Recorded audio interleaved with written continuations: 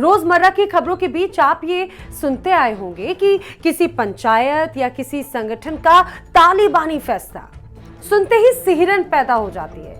अब अफगानिस्तान का सोचिए, जहां खुद तालिबान ही तांडव मचाए हुए है। इस वीडियो की शुरुआत से पहले जरा पाकिस्तान के पीएम इमरान खान का यह बयान देखिए। तालिबान किसी तरह का सैन्य संगठन नहीं है, वो सामान्य नागरिक है।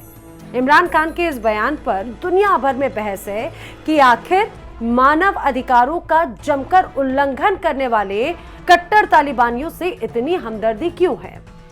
अब इमरान खान के इन कथित आम नागरिकों यानी कि तालिबान का कच्चा चिट्ठा सुन लीजिए। कहानी 90 के दशक की है। सोवियत संघ धीरे धीरे अफगानिस्तान से अपने सैनिकों को वापस बुला रहा था। देश में उथल पुथल का माहौल था और उसी दौर में तालिबान की एंट्री हुई। पश्तो भाषा में छात्रों को तालिबान कहते हैं और कहा जाता है कि इनकी जो शुरुआत है वो भी कट्टर धार्मिक मदरसों से हुई।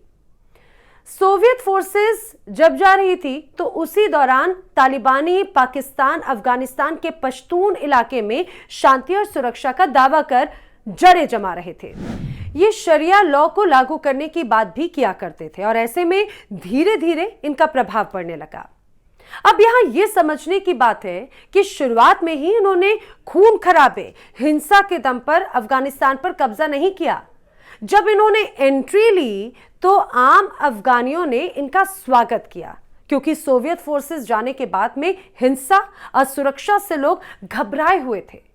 उन्हें लगा कि हमारी तरह बात करने वाला एक समूह जो सुरक्षा के दावे कर रहा है, उसके साथ उन्हें जाना चाहिए। तालिबान ने शुरू में तो कुछ हद तक निर्माण किया, हिंसा भ्रष्टाचार पर लगाम कसकर अफगानियों को भरोसा दिलाया, लेकिन बाद में वो अपने असली रूप में आ गए।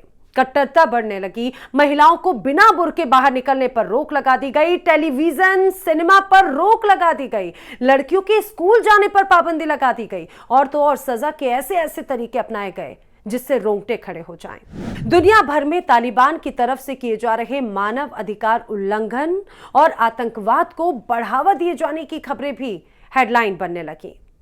सन 1995-96 आते आते काबुल समेत कुछ प्रांतों में इनका कब्जा हो गया।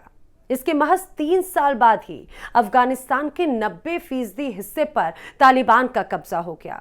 हद तो तब हो गई जब 11 सितंबर 2001 में न्यूयॉर्क वर्ल्ड ट्रेड सेंटर पर हमला हुआ और इस हमले के दोषी ओसामा बिन लादेन और अलकायदा को शरण देने का आरोप तालिबान पर लगा। अमेरिका गुस्से में था। 1 महीने के भीतर ही अमेरिका ने अपने नेतृत्व में सैन्य गठबंधन बनाकर अफगानिस्तान पर हमला बोल दिया। तालिबान का शासन खत्म। तालिबान के कई कमांडर्स अलकायदा आतंकी अफगानिस्तान से भागने लगे। देश में बाहरी सैनिकों की मौजूदगी और सत्ता गंवाने के बाद भी तालिबानी खुद को मजबूत करने में जुटे रहे। इस बात के 2 दशक बीत चुके हैं। कई बार शांति समझौता भी कर चुके तालिबानी आज भी बाज नहीं आ रहे। अमेरिकी राष्ट्रपति जो बाइडेन ने सत्ता संभालते ही ऐलान कर दिया कि 11 सितंबर 2021 तक सभी अमेरिकी टुकड़ी वापस लौट जाएगी। अब ऐसे में तालिबान की सत्ता के लिए फिर से हिंसक संघर्ष शुरू कर दिया गया।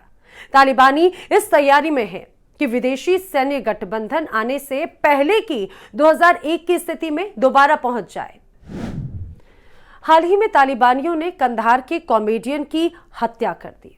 उससे पहले कॉमेडियन के साथ में मारपीट का वीडियो जारी हुआ।